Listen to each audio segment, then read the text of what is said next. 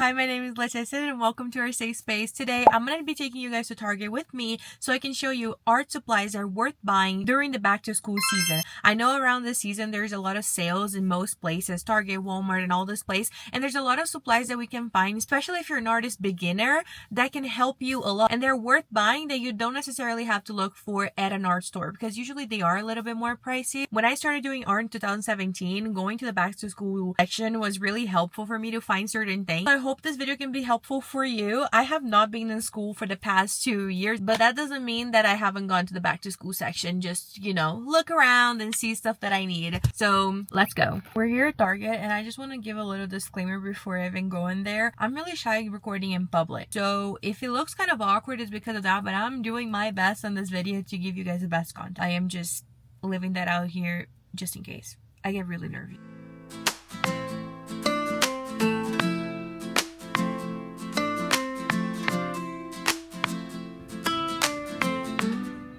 I found the back to school section and I'm freaking out to record. Okay, I thought I would start showing you guys this post-its because if you got to know me because of my shorts, I use post-its to make art, and over here they're like $1. Look at that, they have colors that I don't even have at home, and that's so cool. That's the first tip right here. And right next to the post-it, we already have all the glue sticks. They're usually on sale, like I told you. And I use a lot of glue sticks because of the post-its, like to put on the poster board and stuff. For example, this big one is $4, but if you buy 3 of them off the big one, right now they're $2.89. So that's really good. People that want to do lettering, if you want to start and you're beginning, I highly recommend Crayola. This is how I started making my pen writing and stuff like that. That's how I started practicing before I got any brush tips and stuff like that, because they're triangular at the tip, and so you can make thin line and thick lines, and that's really good. You even have like this huge pack that has 50 and it's $8. Oh my god, why is that?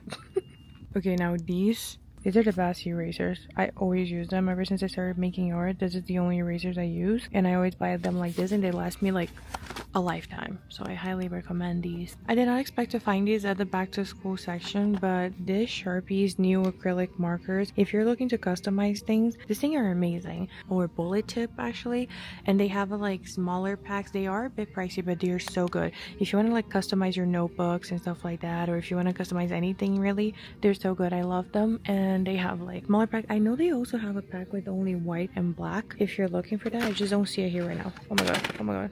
I mean, they also have Sharpies. Sharpies are also good for artists, but I don't really like drawing with them, so I'm not really sure I recommend. One type of art style that I've seen trending a lot lately is people that make drawings with ballpoint pens, and I love these. I've tried to do art with pens like that, but it's just not really like my style, but they are on sale as well, especially if you like sketching on your sketchbook. It's gonna sound a little dumb for some people, but graph paper is also so cool to buy. There's like a hobby that you can start just by drawing characters as like with pixels, and you can use like graph paper. I used to do that a lot to decorate the walls and stuff, and they have like a lot of inspiration on Pinterest, for example.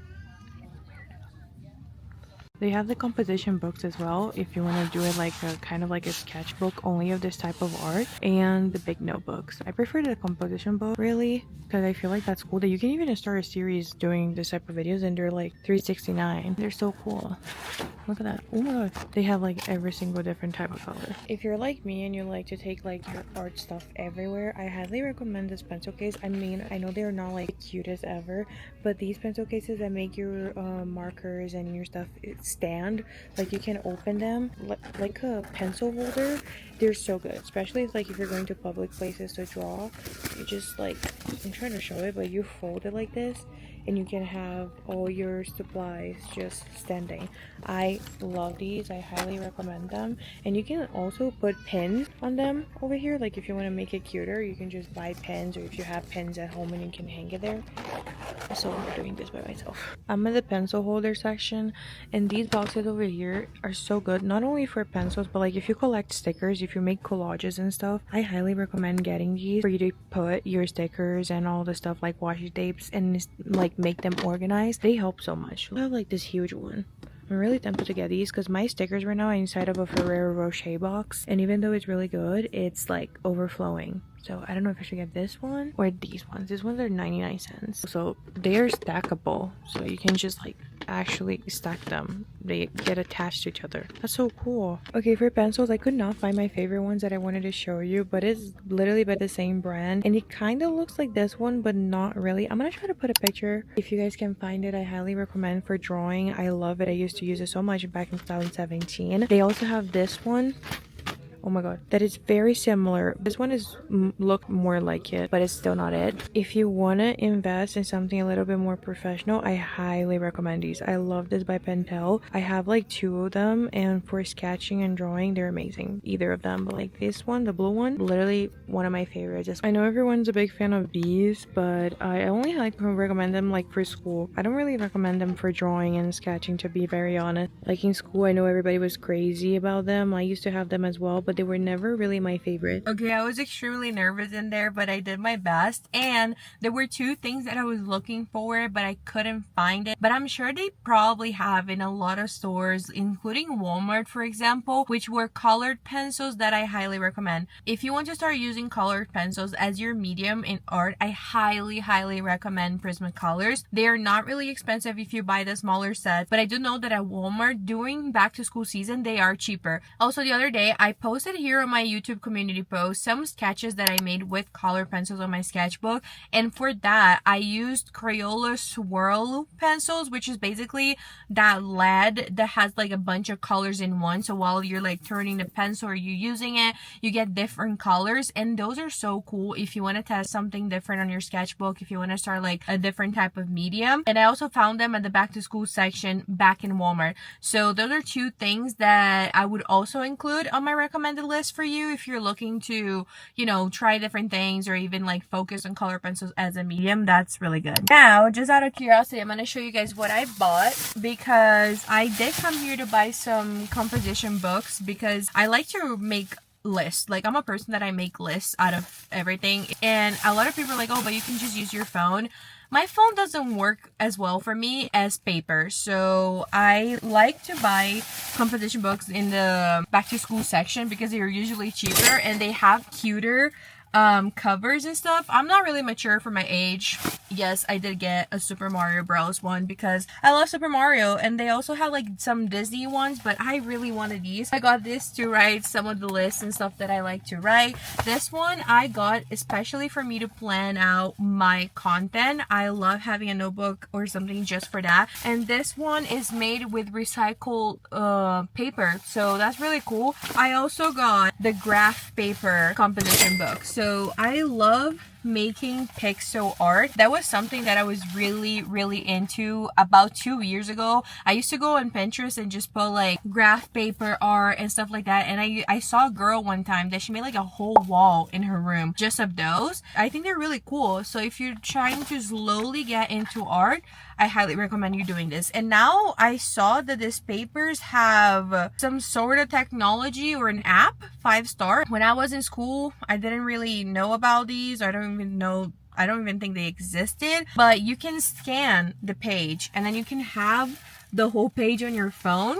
I wonder if that's gonna work if I actually do drawings in here. Can I scan the drawings as well? Comment down below if you guys would like a video on that, like making pixel art and then trying to scan this. I'm really curious. Like, I'm very curious. Then I did get the glue because I told you guys that was such a good deal, because I know you can get them at the dollar store, but these were 3 of the big ones for $2.89 or something, and usually they were $4 only one. So that was really amazing. I did ended up getting the stackable pencil cases. I don't only recommend things for you guys, but I actually use them, and these are going to be fully for stickers because all my stickers are so messed up at my house and I don't have drawers or anything to put them in. I got a flexible ruler because for you to do the graph paper art, you do need a ruler, and I love these. This brought me back some nostalgia, and I was willing to pay $1 just to have a flexible ruler. I know, it's kind of dumb, but I really wanted one of these, and I'm really into pink now. I don't know what's going on with my brain. And then last but not least, I got Post-it. These ones I don't think I showed you guys, but I found these in an aisle.